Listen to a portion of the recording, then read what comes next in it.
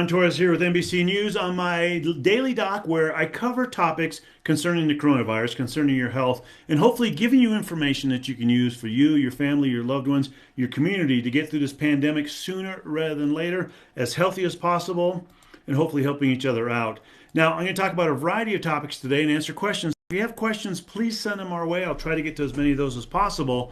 But first, I want to start with kind of what today is. And today is a bit of an audacious anniversary. It's the 2-year anniversary from the very first case of COVID here in the U.S. It was detected in Washington State.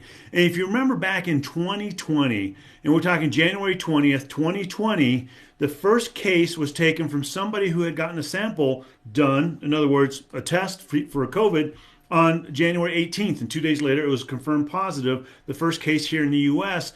And then we've seen over the last 2 years a lot of things happen because of the pandemic. I don't think any of us could have predicted what has gone on over these last 2 years. The trials, the tribulations, the ups and downs, the successes, the failures of the pandemic, and how we've all come together to try and help get this under control. And we're learning how to live with this as time goes on. But it was what we call a novel virus, one we'd never seen before, one our bodies, more importantly, had never seen before, which means we didn't know inside our bodies how to react with it. Our immune systems didn't know how to react with it. And outside, scientists, researchers, doctors, politicians, everyone, we had no idea how to deal with this virus, and learned as we went along, day by day, week by week, month by month, and now year by year. But we've learned so much over the last 2 years. We have accomplished so much, and we have bonded together as a community, not just here in the U.S., but in the world, to try and get this under control. We're not there yet, but we are making some headways. And if you look at the different dates of things that are going on, again, January 20th was the first time we saw something like that here in the U.S., the first case in the U.S. But this goes back to 2019. December 12th was the first cluster of patients they saw in Wuhan, China. And these patients had, if you remember at the time, you could hear in the news a little snippet here and there of a strange virus that was happening in Wuhan. Well, trying to clamp down on Wuhan, try to keep it under control, couldn't. By then, as I said many times, the horses are already out of the barn. We shut the barn doors behind them. We tried travel restrictions. We tried a variety of things. That didn't work. And the World Health Organization at the end of December 31st, started saying, okay, we are seeing this thing happen. We are seeing what's going on around here. And if you remember at the time, we were even looking at, okay, what are we going to call this thing? Because we know it's a coronavirus, but it has to have a name. What are we going to call the disease? And this is when they settled on SARS-CoV-2, because it resembled the SARS coronavirus that happened years ago, 2009. And this was SARS-CoV-2. And then they described the disease that SARS-CoV-2 caused as COVID-19. The reason the 19, because it first was noticed in 2019. And they wanted to make sure that historically, when we went back in time, we were able to say that's the 2019 disease. And also we were able to identify it of people having that versus having some other type of SARS that might have cropped up if that had started to come back as well. And so that's why they identify this. And then you can go through the timeline and see what's going on over January, February, as we started hearing more and more about this back in 2020 again. And if you remember back at the time, there was a lot of discussion about masks. Do we need them? Should we use them? Should we not use them? What do we need to do as far as quarantine? Travel restrictions were put in place. Travel out of China to the U.S. was shut down on, was clamped down on. Hopefully that would help. And what we have subsequently found out is certain things. Yes, masks do help. Social distancing does help. Ventilation helps. Washing our hands helps. But at the time, too, we were concerned about contact surfaces and how it might have spread through there, and then realized over time, rarely it could do that, or not commonly it could do that, more than likely spreading through the air. So that's why masks, social distancing, and ventilation became a big issue as well. And then on March 11th, that was another important date, and I'll talk about that as we get closer to March 11th, but that was the date the World Health Organization said we now have a pandemic, which a pandemic is essentially an epidemic on a worldwide scale affecting every country, every corner of the world. And from that time frame on, the ball started rolling as far as looking what to do. If you remember back in spring of 2020, I was living in New York City at the time. It was being called the epicenter of the epicenter. This is where cases were happening very frequently. High numbers of cases, high numbers of hospitalizations, high numbers of death, especially in the more vulnerable, especially in the elderly. And then we started getting wave after wave over the last 2 years. We developed a vaccine. We developed some treatments. Now we're pushing the word out there to try and get the vaccines, to try and get the treatments, because we know that can keep it under control. The other thing, going back again a couple of years, is there was a lot of conversation about herd immunity. What do we need for herd immunity? And if you remember at the time, that number was 65 to 80, 85% vaccinated to get herd immunity. But that never happened. We never got to that high level of vaccinations, so we never got that herd immunity. Now the question is, can we continue to get that herd immunity? Can we work towards that? The actual truth about herd immunity works great early on when cases are limited, and we can keep those cases limited and not have them spread through the population. Once they spread through the population, it's almost, using my analogy again of horses, it's almost like horses getting out of the corral and trying to bring them back in. It's much harder to do, oftentimes almost impossible to do. So once it starts spreading to the level it has spread over the last 4 waves, it's almost impossible to get herd immunity. So experts are not talking about herd immunity so much. Now they're talking about what we need to do to protect the population and get this down to an endemic virus, get this down out of the pandemic stage to a virus that's endemic in a population. In other words, one that we are living with, but we know how to live with through treatments, vaccinations, and taking care if we need to, if there are certain outbreaks. And that's the where we're heading to now. Because as you can see, we have, the different waves going on, Omicron, which I'll talk about in a minute, where we are with that. But the thing to remember too is over these last 2 years, I've talked about trials and tribulations. Well, looking at the numbers themselves, this has been one of those situations where we have seen numerous deaths. We have seen numerous other issues around the world happening. And right now here in the U.S., we have 856,000 deaths. We have 68 million cases here in the United States. And then talking worldwide, you can see that this is even more of an issue, and it's going to continue to be an issue around the world. And so something, again, that we need to keep an eye on. We need to make sure that we get this under control, and we need to make sure that we have a continuing understanding of the virus as we move forward.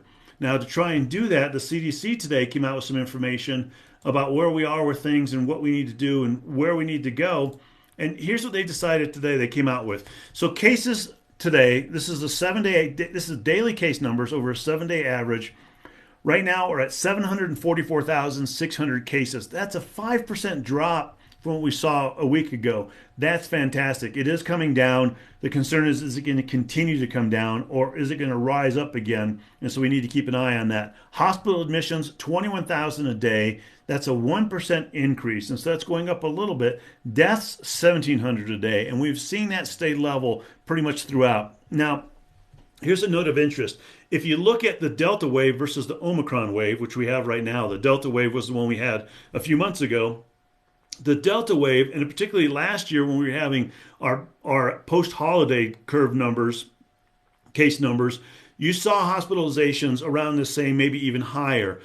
But you saw case numbers lower. They're about half the rate they are now. And so what that means is hospitalization rates are lower with Omicron, but because the numbers are so high, again, 744,600 cases a day on the average, that pushes up the absolute number of these hospitalizations and the numbers of these deaths as well. And so we're seeing that still happen there. But we are noticing also that these hospitalizations and deaths are getting lower and lower as the waves go on, particularly with Omicron, for a variety of reasons. One, Omicron seems to be cause less serious illness. But overall, since the numbers are high, we can still get serious illness, still get hospitalizations, and still get deaths. Number two, vaccination rates are going up. Booster rates are going up. And we'll talk about that in a minute. And we also have treatments. We know how to handle this virus better. We know how to handle COVID-19 better in people. Doesn't mean we can get everybody cured. Doesn't mean we can get everybody well again. But we're making strides in that direction. So again, remember, these things are very important to look at because we are definitely, over this last 2 years, getting an understanding of the virus, how to treat it, how to prevent it, particularly with vaccines, and what we need to do there. Now, as far as the vaccines themselves, there's been some questioning about the effectiveness of the vaccines. And so Dr. Walensky made a point of that today. What they found out, and again, they compared Delta and Omicron, what's happening there with the vaccines. They compared fully vaccinated versus getting a booster. So here's the deal. Against emergency room and urgent care visits, and so that means symptomatic, essentially moderate, more moderate kind of COVID symptoms where you go to the emergency room or you go to the urgent care, don't necessarily get admitted to the hospital. 2 shots were 76% effective after the 6-month point. And so they maintain that 76% effectiveness. But if you look at Omicron, that was only 38% effectiveness. And so that effectiveness dropped with Omicron if you only had 2 shots. However, if you look at the booster shot, against Delta, 94% effective at keeping you out of the ER. 3 shots for Omicron, 82% effective. And so it dropped a little bit, but it's still up there above 80%, which is great. And if you remember a year and a half ago, we were hoping 50%, so we still have high numbers. But now if you look against hospitalizations, which means you're more into the severe category, 2 shots were 81% effective against that with Delta. When it comes to Omicron, they were only 57% effective. But if you got that booster shot, with Delta, it pushed you up to the 94% effective range of preventing hospitalizations. For Omicron, it was 90%, so still very effective with the booster shot at preventing you from being seriously ill or hospitalized, and particularly from dying, which are what we want the vaccines to do. A lot of people are vaccinated or booster, are getting Omicron right now, and they're telling me I was sick for a day or two, maybe 3 days, had sniffles, felt under the weather. In some cases, felt fairly bad, but still stayed home, took care of it myself, and now I've completely recovered. That's what the vaccine can do for you versus talking to doctors working in the hospitals, particularly working in the ICUs, the emergency rooms.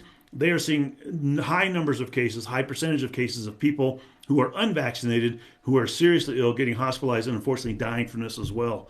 But the other thing Dr. Walensky said is, in questioning, she answered somebody's question about fully vaccinated. Are we going to change the definition of fully vaccinated? And what she said was pretty interesting. She said instead of fully vaccinated, they're going to change the lingo of the vaccine, the language behind the vaccine, much like they did with other vaccines. So instead of saying fully vaccinated plus a booster shot, or all 3 shots are now fully vaccinated, they're moving more to what they consider you're up to date with your vaccination status. And so right now what they're saying is if you have Pfizer or Moderna and you're within that 6 month, if you have Pfizer or Moderna and you're eligible for the booster shot and you got the booster shot, then you are up to date on your vaccine. Same with Johnson & Johnson. If you got the Johnson & Johnson shot, if you're eligible for the booster shot, you got it, then you're up to date. If you haven't gotten the booster shot when you're eligible for it, then you're no longer up to date. You're no longer considered up to date with the vaccinations. But they also say if you got Pfizer or Moderna and you're only 4 or 5 months out, you're not yet eligible for the booster shot, then you're considered up to date, but then need to get that booster shot at the 5-month period. With Johnson & Johnson, it's the 2-month period. And so again, it's a bit confusing, but essentially what they're saying is if you're vaccinated and you're eligible for the booster shot and have gotten the booster shot, then you're up to date. If not, you're not up to date unless you're not yet eligible for those booster shots. So that's going to change the language just a little bit so we have an understanding of what that means and where they're going with that, which is important because it gives us a better understanding of where things stand in the world, where things stand here in the United States, and where we are with these vaccinations, which can be very, very important.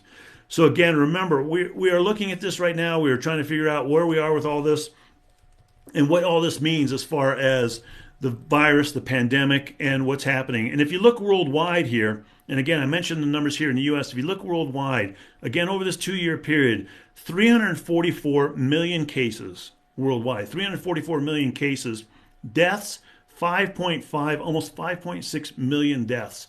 Remember here in the U.S. it was over 850,000, but worldwide it is still causing a huge amount of issues. We're starting to see Omicron hit different areas, much like here in the U.S. We're kind of a microcosm of what's going on in the world. There's parts in the U.S. that seem to be recovering, particularly in the Northeast. Other parts of the U.S. that are just starting to ramp up a little bit. Here in Colorado, they just came out, the Colorado Department of Public Health and Environment, that we seem to be recovering a little bit, which is great, but they want to keep a close eye on it. So again, we still have a work to do. We're at the 2-year anniversary of that first case here, but we still have work to do to get through this pandemic and get to that endemic virus stage, which means we learn how to live with it, mostly through vaccinations and treatments, and can go on with our normal lives. So hopefully we get there soon. Now, the other thing I want to talk about, because the Olympics are coming up pretty soon, is turning out to be very interesting, and particularly because of one thing China is doing. Now, they are doing something based on what we call the CT threshold, the cycle threshold of the PCR test. So when you get a PCR test, what they do is they amplify the genetic material they get out of your nose, if they're doing it through your nose, saliva, wherever they get the material from, there's usually not enough material in there to test it at that stage. So what they do is they go through these cycles and they keep cycling it up. And every time they cycle it, they multiply the DNA that's in there. They multiply the genetic material, or an RNA, the genetic material that's in there. And they keep multiplying it until they get to a certain stage and say, okay, that's enough. We've multiplied it enough. If it's negative at this stage, it's negative. But the thing is, so particularly if you have dead viral particles or leftover viral particles from something you had before, or it happened to get in your body but has not caused you to be sick and just is laying around there until your body can get rid of it, if you do enough CT thresholds, if you cycle that test enough, you will get to the point where it is positive. And so they have a cutoff. Here in the US, the cutoff is typically somewhere in the 30 to 35 range. Canada came out with some information because their CT threshold cutoff is 35, meaning they cycle it 35 times, keep multiplying the genetic material, keep amplifying it, and then once they get to 35, if it's negative, they say, okay, it's going to be negative. At this point, it's negative because going beyond here is meaningless. You might have a smidge of material in there, of genetic material from coronavirus, but it's not going to cause you to be sick, and it's not going to cause somebody else to get it from you, and so it's meaningless at this point. 35 is the number in Canada. Here in the US, there is no set number, and oftentimes when you get the PCR test, you have no idea what the CT threshold they used to tell you it was negative or positive. But if you look around here, the professional sports leagues, the NBA, the NHL, say 30. They go up to 30 cycles on that threshold, and then they cut it off at that point. The NFL says 35. The problem is China has put theirs at 40.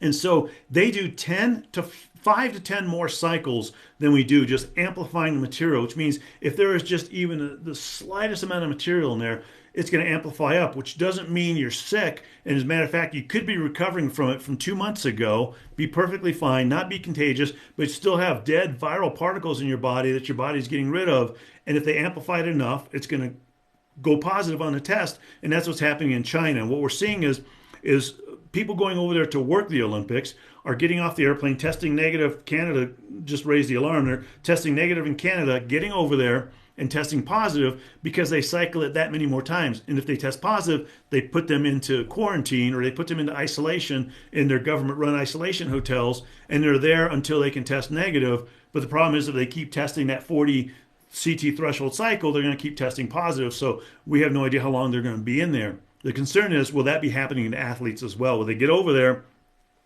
test normally here, test positive there, be in isolation, can't perform in their Olympics, and then we have no idea at what point we'll be able to get them back here because China says, until they get cleared, they're not leaving isolation. So again, it's going to be interesting to see what happens in the Olympics, especially as the athletes start going over there. I had a Facebook Live with Dr. Jonathan Finoff a week ago. He's the chief medical officer for the U.S. Olympic and Paralympic Committee. And he said that is a concern they have. And to try and help with that concern, they are going over there en masse, basically, chartered airlines and other ways to get over there. And then hopefully they can get through this testing period they have with China and get them back to their Olympics and back to their sports. And hopefully we can all see that as the Winter Olympics play out. But if you hear of athletes not being able to participate, that is why, because that is happening. Now, let me see what kind of questions I have here. Is COVID endemic yet? And if not, when will it be?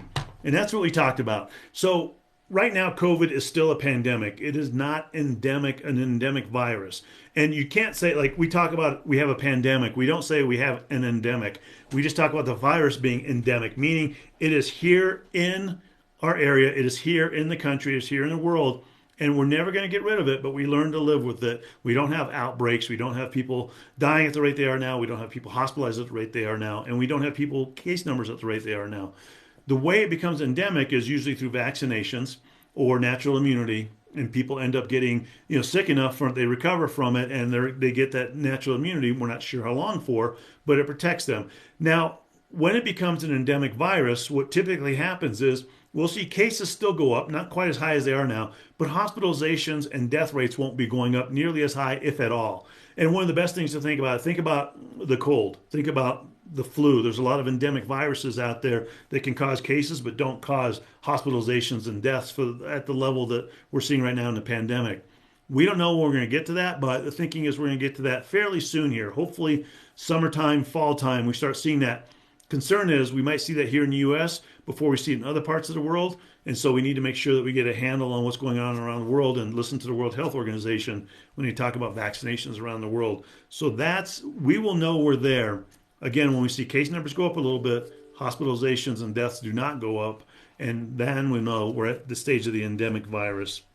Now, the other question I have, where can we go to see data on vaccinations, cases, hospitalizations, and deaths? In other words, where can we go to see how vaccinations are doing against cases, hospitalizations, and deaths? A variety of places you can go to. There's one site called ourworldindata.com. They are fantastic, and you can look at a variety of different things, and they just play it out by country. ourworldindata.com. And the other thing is, CDC, listening to Dr. Walensky talk about the rates here in the U.S., the vaccine effectiveness they found with Delta and Omicron, that can help as well. The information is out there, and it's readily available, easy to go to, and easy to see. And the last question I have is, if you've had Omicron, can you get the other strains of COVID-19 as well? So if you have Omicron, can you get Delta? Can you get Beta? Can you get whatever is following Omicron? The answer is yes. And it depends too. It depends how much of a change it is from Omicron, but it also depends on Omicron itself and how much protection that gave you. We are finding out that if people are vaccinated and they've had COVID, they have a high level of protection. We don't know how long that natural immunity from the disease itself lasts, and we don't know how well it does against the variants. We do know the vaccine, as you can see, does well against the variants, but with the actual one, it depends whether you got the wild virus back in March, April of 2020, the Delta virus last year, or the Omicron virus this year. And depending which one you got, will it protect you from the other ones? We think it'll give you some protection, not nearly as much protection as the vaccine, and we don't know how long that protection will last. But it does give you a little bit, which is good. So again, thank you very much for listening here. This gives the 2-year anniversary of the first positive case in the U.S. of Washington State from a sample taken on the 18th of January 2020. Positive on the 20th of January 20th of 2020. And we've seen over the last 2 years, and again, like I mentioned, the trials, the tribulations, the ups and downs, the successes, the failures we've had. But overall, especially coming together as a community, we've done well against this pandemic. Still have a long way to go, though. Still have a long way to go. Get more people vaccinated, get this under control, get to that endemic stage again, and get back to our normal lives. So hopefully we get there sooner rather than later and as healthy as possible. But thank you very much for listening, and I hope you have a fantastic weekend.